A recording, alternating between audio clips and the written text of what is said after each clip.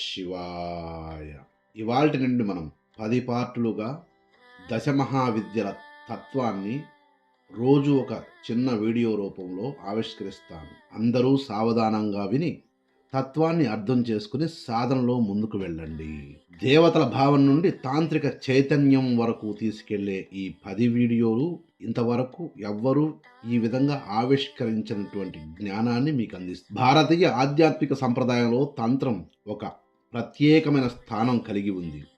వేదాంతం, భక్తి మార్గం, యోగశాస్త్రం వంటి ప్రవాహాలు మానవుని నైతిక శుద్ధి, భక్తి వికాసం లేదా ఆత్మానుభూతి వైపు నడిపితే, తంత్రం మాత్రం మానవ చైతన్యాన్ని శాస్త్రీయంగా పరిశీలించే ఒక విభిన్న దృక్కోణాన్ని అందిస్తుంది. ఈ తాంత్రిక సంప్రదాయంలో అత్యంత లోతైన అనేక అంశాలలో ఒకటైనటువంటి దశమహావిద్యలు కూడా ఒకటి. సాధారణంగా దశమహావిద్యలను 10 దేవతా రూపాలుగా, ఉగ్ర తాంత్రిక పూజలకు సంబంధించిన శక్తులుగా మాత్రమే అర్థం చేసుకోవడం జరుగుతుంది. అయితే ఇది పైపైన అవగాహన మాత్రమే. తాంత్రిక గ్రంథాలు మరియు సాధన పరంపర లోతుగా పరిశీలించినప్పుడు దశమహావిద్యలు ఒక దేవత జాబితా కాకుండా మానవ చైతన్యంలో జరిగే అంతర్గత పరిణామాల దశ సూచించే సమగ్ర శాస్త్రమని స్పష్టమవుతుంది. తంత్రంలో దేవత అనే భావన బయట లోకంలో ఒక చిన్న శక్తివంతమైన చక్రంలో అర్థం చేసుకోవడంలో ఉపయోగపడుతుంది. దేవత అనే పదం తాంత్రికంగా చైతన్యంలో ఏర్పడే ఒక నిర్దిష్ట స్థితి లేదా కార్య ప్రక్రియకు ఇచ్చిన సంకేత నామమని. మనస్సులో ఒక నిర్దిష్ట విధమైనటువంటి మార్పు జరిగినప్పుడు ఆ మార్పులు అర్థం చేసుకునేందుకు, గుర్తించేందుకు ఒక రూపాన్ని, ఒక నామాన్ని ఉపయోగించడం ద్వారా తాంత్రిక సంప్రదాయం దీన్ని ఇంకా సాధకులకు సౌలభ్యం చేసే ప్రక్రియ మాత్రమే.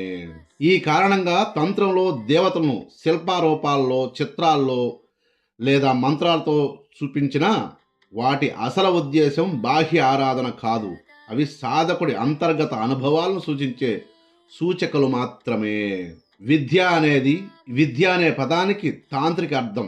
సాధారణంగా విద్య అంటే చదువు, జ్ఞానం, సమాచార సేకరణ అని భావిస్తారు. కానీ తంత్రంలో విద్య అనేది పదానికి పూర్తిగా భిన్నమైన అర్థం ఉంది.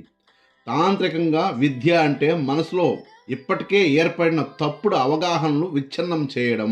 మనిషి చిన్ననాటి నుండి ఒక నిర్దిష్ట మానసిక నిర్మాణాన్ని ఏర్పరచుకుంటాడు. ఆ నిర్మాణంలో నేను అనే భావన, నా జీవితం అనే కథ, నా లక్ష్యం అనే ఆలోచన, నాకు ఇది మంచిది, ఇది చెడు అనే విభజనలు ఉంటాయి. ఇవన్నీ కలిస్తే మనిషి అనుభవించే వ్యక్తిత్వం. తంత్రం ఈ వ్యక్తిత్వాన్ని మెరుగుపరచదు, దాన్ని సవరించదు, దాన్ని క్రమంగా ప్రశ్నించి విచ్ఛిన్నం చేస్తుంది. ఈ విచ్ఛిన్నత ప్రక్రియకే విద్య అనే పేరు. దశమహావిద్యలు 10 ఎందుకు? తాంత్రిక సంప్రదాయాల్లో సంఖ్యకు ప్రత్యేక ప్రాముఖ్యత ఉంది. దశమహావిద్యలు 10 కావడం యాదృచ్ఛికం కాదు. మానవ చైతన్యం ప్రధానంగా 10 మౌలిక ఆధారాలపై పనిచేస్తుందని తాంత్రికులు అనుభవించి చెప్పిన విశ్లేషణ. 1 కాలభావన, 2 స్వీయ గుర్తింపు, 3 భయం, 4 కోరికల నిర్మాణం, 5 అర్థం నిర్మించే సామర్థ్యం, 6 నియంత్రణ ఉందనే భావన, 7 నైతిక అహంకారం, 8 నిరంతర ఆలోచన ప్రవాహం, 9 శుద్ధ అశుద్ధ విభజన, 10 స్థిరత్వం కోరుకునే మానసిక అవసరం. ఈ 10 ఆధారాలపై మనిషి జీవితం నిలబడి ఉంటుంది. ఈ ఆధారాల్లో ఒక్కటి కూలినా మనిషికి అస్థిరత ఏర్పడుతుంది.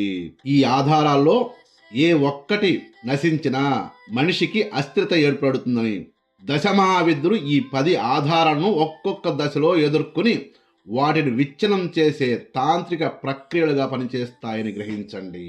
దశమహావిద్యల మార్గం ఎందుకు ప్రమాదకరం అని ప్రపంచం చెప్తూ ఉంటుంది.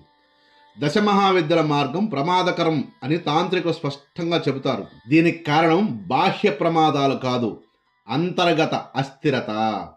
మనిషి తన జీవితాన్ని నిలబెట్టుకునే మానసిక ఆధారాలను ఒక్కొక్కటిగా కూలిపోతే, ఇప్పటి వరకు ఈ 10 ఆధారాలు ఒక్కొక్కటిగా కూలిపోతే అతని పాత జీవిత విధానం కొనసాగదు.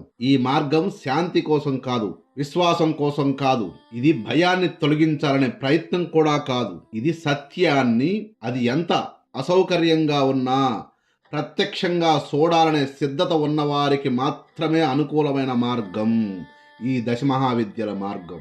దశమహావిద్యలు దేవతలు కాదు, ప్రక్రియలనే విషయాన్ని గమనించండి.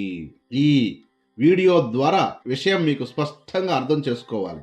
దశమహావిద్యలు దేవతల జాబితా కాదు, అవి పూజా పద్ధతులు కాదు, అవి మానవ చైతన్యంలో జరిగే 10 కీలక విఘటన ప్రక్రియలని తెలుసుకోండి. ఈ విఘటనలు లేకుంటే చైతన్య పరిణామం జరగదు. ఈ ప్రక్రియలను అర్థం చేసుకోవడం అంటే దేవతలను తెలుసుకోవడం కాదు, మనిషి తన అంతర్గత నిర్మాణాలను ఎలా దాటి వెళ్ళగలడో స్పష్టంగా తెలుసుకోవడం. దశమహావిద్యలు తంత్రంలో అద్భుతమైన చైతన్య శాస్త్రాన్ని సూచిస్తున్నాయి. ఇవి భక్తికి సంబంధించిన మార్గం కాదు, ఇవి అవగాహనకు సంబంధించిన మార్గం. ఈ మార్గం అందరికీ కాదు, కానీ దీని లోతుగా అధ్యయనం చేసిన వారికి మానవ మనస్సు చైతన్యం మరియు ఆధ్యాత్మిక పరిణామంపై ఒక అపూర్వమైనటువంటి స్పష్టత లభిస్తుంది. అవి కావాలి, ఇంత గొప్ప స్పష్టత తెలుసుకోవాలి అనుకునే వ్యక్తులకు మాత్రమే దశమహావిద్యలు ప్రమాదమే, కానీ అన్నీ ఎదుర్కొనగలిచిన వ్యక్తికి అనుకూలము. కనుక ఇక్కడ ఈ 10 వీడియోల్లో దశమహావిద్యల తత్వం ఏందో ఆవిష్కరిస్తాను. ఇప్పుడు మనం అన్ని మంత్రాలు తంత్రాలు కాకుండా అసలు తంత్రం ఏం చెప్తుంది, దశమహావిద్యలు మన ప్రపంచానికి ఏమంది ఇచ్చాయి, దశమహావిద్యలను ఎలా చూస్తున్నారు నేటి కాలంలో, అసలు దశమహావిద్యలు ప్రపంచానికి ఏం చెబుతున్నాయని పూర్తి అవగాహన అనుభవంతో చెప్పే వీడియోలు ఇవి. ఈ సిరీస్ని మీరందరూ ఒక్కదాన్ని వింటే కాదు, 10ని వినగలిగితే మీకు పూర్తిగా అవగాహన వస్తుంది దశమహావిద్యలు అంటే ఏంటి అని. కనుక అందరూ కూడా ఇవాల్టి నుంచి పెట్టే ఈ 10 దశమహావిద్య తత్వాల గురించి పెట్టే ఈ 10 సిరీస్ని చూడండి, వినండి, తరించండి. సర్వే జనా సుఖినో భవంతు.